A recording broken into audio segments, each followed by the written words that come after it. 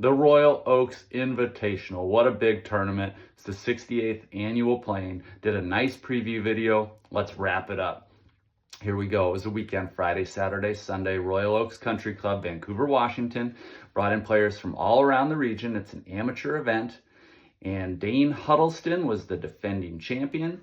Well, this year, with the greens running likely over 13 and a half, I heard there was longer rough than normal, up over some shoe tops. It was playing very difficult. Only 5 players broke par. Going into the final round, a mid-amateur, Landon Banks out of Oswego Lake. He plays a great schedule of tournaments, has been appearing more and more at the top of leaderboards in the last 5 years. He's doing great. Well, he has the lead. He plays pretty well the last day. He shoots a 73, and he loses by 4. Dane Huddleston. He wins the Royal Oaks Invitational again. He shoots rounds of 72, 69, and a final round 66. Let's take a look at the scorecard here. No bogeys. He birdies holes 5, 6, and 7. Takes advantage of the short par 4 10th.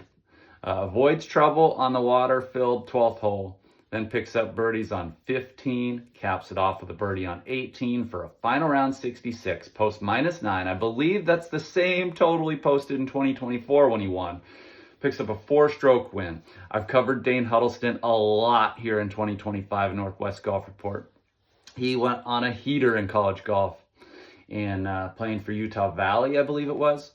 And he picked up a WAC title. I believe it was 5 college victories. And he got one of the biggest stamps of approval that there is in golf.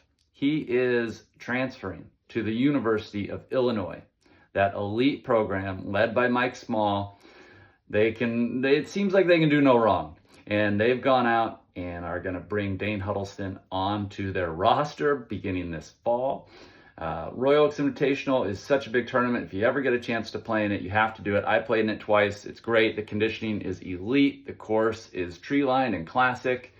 And Dane Huddleston, 2-time champion. That generally leads to good things. If you look back at the history of this tournament, the winners are very classy players, to say the least. When you go down the NorthwestGolfReport.com live scoring pages just from this last weekend, there were so many big things happening. Arbutus Ridge Amateur up in British Columbia, the Capital City Amateur. That's a big one. They get over 200 amateurs in Olympia, Washington to play at Capital City. Eli McNelly. Now, I know his name from playing from North Idaho College. I believe his dad is the head pro at Capital City. He won the tournament, played well. Just looking at these scores, ran away from the field. He even outlasted John McCaslin, whose name in the Golf Genius on the leaderboard was listed as John 7-time champ McCaslin. McCaslin won the Washington Champion of Champions early this year, and Eli McNelly picks up the victory. Western Washington was full of tournaments this weekend, as we also had the Bremerton City Amateur at Gold Mountain. Wow, crazy leaderboard. I know that the championship flight plays Cascade course the first day. Scores were what you would expect to see. Then play switches over for the final round to the Olympic course. Scores went way up. Overnight leaders shot in the 80s. A handful of other good players that I'm very familiar with shot in the low 80s. A lot of middle 70s rounds. Not for Palmer Munchison. The Snohomish player posted rounds of 72 and 70 for a 142 total. Won by 6 strokes over Mitchell Woodside. It's in 7 strokes over Drew Halili, who recently won the McCormick Woods Amateur. For Palmer, it's another big title. I know he's a big hitter. And when I messaged him about this victory, he let me know that he is in the collegiate transfer portal. So he's looking to take his talents to a new college team for fall of 2025. Staying in Washington, what a weekend it was. Yeah, U.S. Kids Golf played their Washington State Individual at Chambers Bay. What a treat. What region can you play U.S. Open hosting site in U.S. Kids Golf play? It's amazing. Washington Junior Golf was really the star of Junior Golf, though, this weekend. They held their first ever Washington State Junior Amateur. They partnered up with WA Golf on this, and It served as a qualifier a couple different things. One of the reasons they created this tournament is so that they could get an exemption directly into the U.S. Junior Amateur. And I hope I have that right. There's just so much going on with this tournament because it also serves as a Junior World Qualifier. They played 18 holes on Saturday, 36 holes on Sunday. Elliott Rowe of Sammamish, Washington won the boys division. Listen to these scores from Yakima Elks: 69, 68, 67.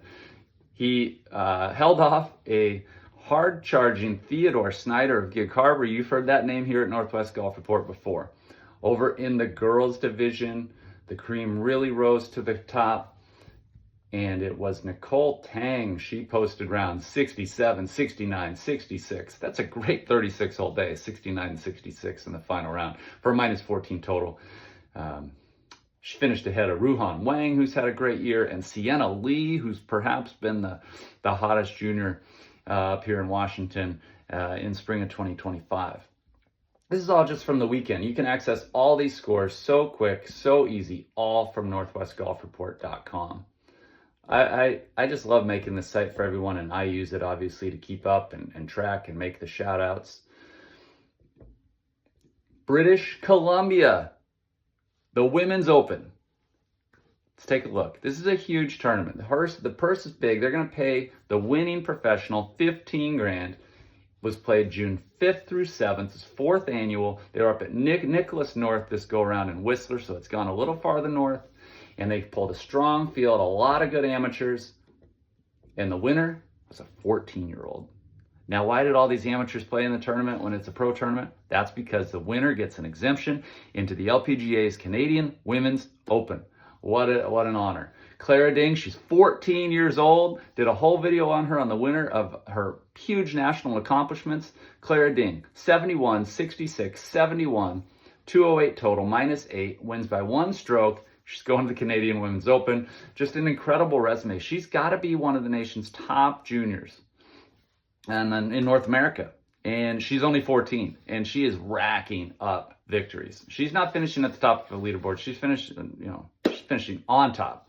An amazing young player. So exciting to keep up with this. Mary Parsons won the big professional check. She actually finished 8 strokes behind in 7th place. So if you get a chance to play in this tournament, I would highly recommend it. Keep it on the calendar for 2026. I think this tournament's going to only continue to grow. Thank you so much for joining this recap. It was a big one. This week, we've got everything at northwestgolfreport.com, a new live scoring page for the new week. I'm keeping an eye in particular on the PGA of British Columbia Assistance Championship and so much more. The Washington Men's Amateur has 5 qualifiers this week. Those are all underway. The scores can be a little hard to find, not if you're following northwestgolfreport.com. We also got the big Oregon Open. The Pacific Northwest PGA is on their annual trip to Central Oregon for the Oregon Open. Every pro enters with an amateur. This field is loaded. We're out.